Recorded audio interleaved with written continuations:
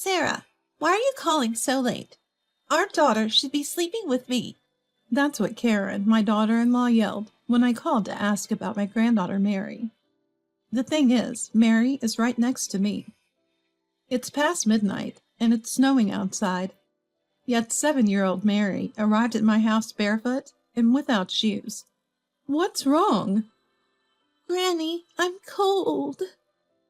Mary is shivering, her feet a painful shade of red. I quickly embrace Mary and bring her inside to warm her up in a bath. During that time, I had called Karen.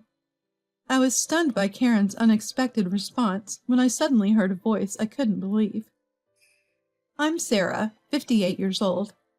I've been living alone since my husband passed away 3 years ago and manage the apartment complex we used to run together. I have one son, Brian, who married Karen 8 years ago, and they have Mary, who just started elementary school this year. Brian's family lives just a 10-minute drive from my house, and they would often visit me, driven over by Brian. Each time I couldn't get enough of Mary, who would cling to me and never want to leave my side. 6 months ago, Brian was assigned overseas for a year. Because of Mary's schooling, he decided to go alone. Being a family man, I supported Brian's decision. However, the moment Brian left the country, Karen, who used to visit frequently, disappeared. One evening, feeling lonely without seeing Mary, I happened to pass by Brian's house. There, I spotted Mary, playing alone in the yard, still wearing her school bag. Are you alone? Where's Mom? Mom's at work, so I can't go inside.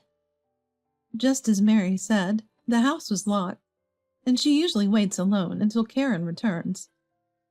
That's when I found out that Karen, who was a stay-at-home mom, had started working. I couldn't leave Mary alone, so I took her to my house and gave her some snacks, which made her very happy. Mom gets mad if I say I want a snack, so I always hold back. I felt sorry for young Mary, who was always showing such restraint. Worried that Karen, unaware Mary was with me, might get concerned, I left a voicemail saying Mary was in my care. Later that evening, while having dinner with Mary, Karen came home. Without even a greeting, Karen entered and immediately began scolding. Mary, you can't just go to Granny's house without permission, okay? Why can't you be a good girl? Mom, I'm sorry. Mary, who had been enjoying her meal, put down her fork and looked down, making me feel sorry for her. Don't blame Mary. I'm the one who brought her. I shouldn't have brought her without asking. Can we stop this? Doesn't this make me look like a bad mom? No, it doesn't. But if you're going to start working, you could have told me. I can look after Mary. With that, Karen's attitude changed abruptly. Really? Thank you. This is a big help. Yes, of course. Yay! I get to eat Granny's delicious food. Seeing Mary so joyful made me happy, but Karen's stern look when Mary complimented my cooking worried me. From the next day, Mary started coming straight to my house when Karen was at work. And when Karen came to pick up Mary after work, she began eating dinner here without any hesitation. Ugh! This tastes bland and unappetizing. Mary, you don't have to force yourself to eat. Granny's food is delicious. She didn't just heat it up in the microwave like Mom. That's amazing. Mary, don't say unnecessary things. Mom is busy, unlike Granny. Let's go home. Karen left without making any eye contact, clearly in a bad mood. Mary pulled on my shirt and seemed to want to say something. What's wrong? What's wrong, Granny? Why is my mom so mad? Is it my fault? I hugged Mary, who had tear-filled eyes. No, it's not. Granny knows you're a good girl. Yeah, thanks. I'll come again. Mary waved goodbye with a big smile. From outside, I heard Karen yelling, hurrying Mary along, making me even more worried about her. From then on, Karen started dropping Mary off even on her days off, saying, I can't relax with Mary around. She even started palming off Mary's school events on me. Karen, I can't attend the parent-teacher meeting next week. I have a community gathering. I'm sorry. Do you not find Mary cute, Sarah? Don't tell me you're prioritizing your own matters. Though I was annoyed at Karen's tone, I decided to skip the community gathering and attend Mary's event. And still not a single word of thanks from Karen. So it happened one day. In the middle of a snowy night, the front doorbell rang. When I opened the door, there stood Mary, barefoot. Stunned, I asked her what had happened, but all she said was, "I can't talk about it, or Mom will get mad." "It's okay now. You must be cold. Let's warm you up." Mary, shivering, nodded, and I quickly bathed her and called Karen. "I'm sorry to call so late, but it's about Mary." Karen cut me off with an irritated voice. "Mary is sleeping next to me. Calling past 1 a.m. is incredibly rude. I have work tomorrow, so I'm hanging up."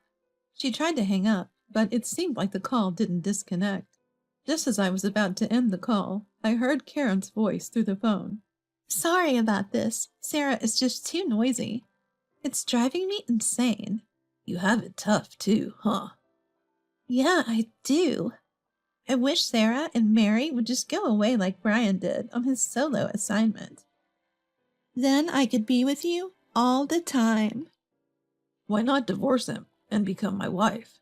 The condition is that you have to abandon that brat." "Deal? Promise? I love you way more than I ever loved Brian." When Karen said that, I heard a suspicious voice on the other end, leaving me stunned. What is she doing? Neglecting her own daughter like this? Anger towards Karen boiled up inside me. I wonder how Mary has been coping all this time. I couldn't help but cry, feeling pity for Mary.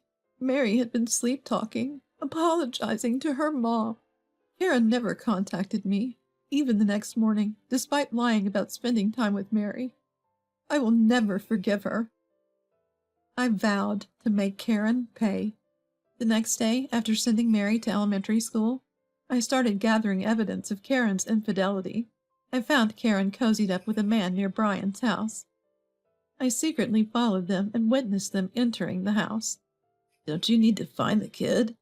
"She's at Sarah's place. No worries.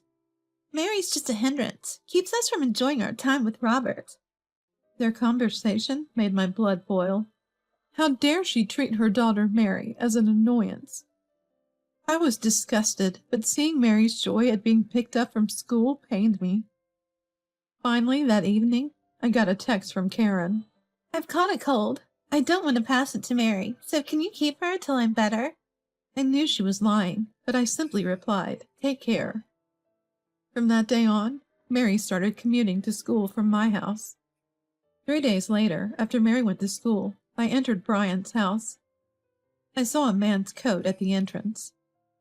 I peeked through the slightly ajar bedroom door, and, as I suspected, Karen and her lover were in the bed. I started recording with my mobile phone. They didn't notice me, so I stomped over, glaring. When our eyes met, Karen screamed and hastily covered herself with the sheets. "Who is this woman?" "Sarah!" "What?" "Nice to meet you. It seems my Karen has been relying on you quite a bit, hasn't she?" Faced with an unavoidable situation, he stays silent. "What are you two doing? Still standing there like that?" As soon as they say this, the two of them hurriedly get dressed. "Sarah, please don't tell Brian about this." "Oh, why not? You're planning to leave Brian and abandon Mary to be with this guy, aren't you?" I never said that." "Playing dumb won't help you. I even have evidence." I then revealed that I had recorded the phone call Karen thought she had ended. "I can't believe this. It's disgusting that you were eavesdropping." "Is that all you've got to say? You are Mary's mother, and you don't even consider how she felt coming home alone. How can you not think about that?" I choke back tears as I think about Mary. "It's not Mary's fault for being gone." "If you care so much about that kid, why don't you take her?" "Not a bad idea. Mary is very attached to Sarah." Just when I thought it was pointless to say any more to Karen, the bedroom door swung open violently. "Karen, enough is enough." Brian, who had been listening from outside, yells, and Karen freezes as she looks at him. "Brian, why are you here?" "I heard about everything from Mom and flew back for this very day. Karen, you're the worst wife and mother." That's not true. You're misunderstanding. Really? Then explain why you neglected Mary to have an affair. Karen looks at Robert for help, but he ignores her. Come on, say something. What can I say when your husband shows up? That's it. I'm divorcing you, Karen. And you'll never see Mary again. Just give me the child support and do as you please. What? No. If that's the case, I'll take Mary. In this situation, I couldn't help but confront Karen. Karen, you don't even have a job. How are you going to raise Mary? At this, Karen begins to stammer, looking for an excuse. You quit your job to spend time with your affair, didn't you? Karen doesn't respond, but looks at Robert, who is about to leave, but is stopped by Brian.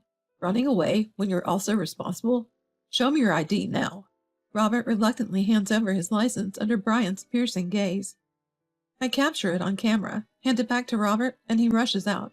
Wait, don't leave me. Left behind, Karen breaks down in tears. Karen, you need to leave this house right now. Sarah, Brian, I'm sorry. I'll never do this again. There's no way we can forgive you.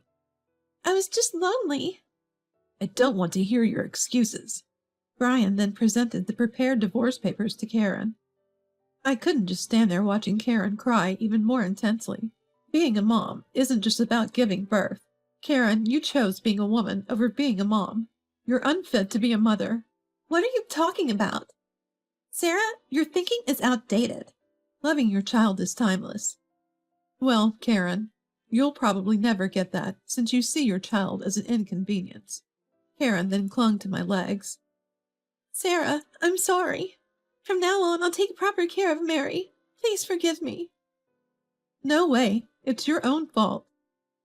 I pushed Karen away, and she said nothing more, hanging her head in shame. Then Karen resigned herself and filled out the divorce papers. After that, she left the house without ever coming to see Mary again.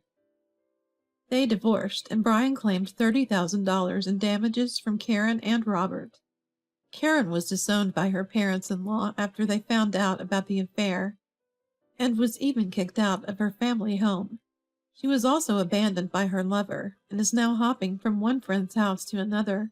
Karen has now started working a night job to pay the claimed damages and child support. Brian discussed the situation with his company and decided to quit his overseas assignment and work in America. He sold the apartment they were living in and decided to live with me. When we told Mary, she easily accepted it, saying, I won't be lonely if Dad and Granny are around. Now my life revolves around Mary, and despite the busy days, I feel happy and fulfilled.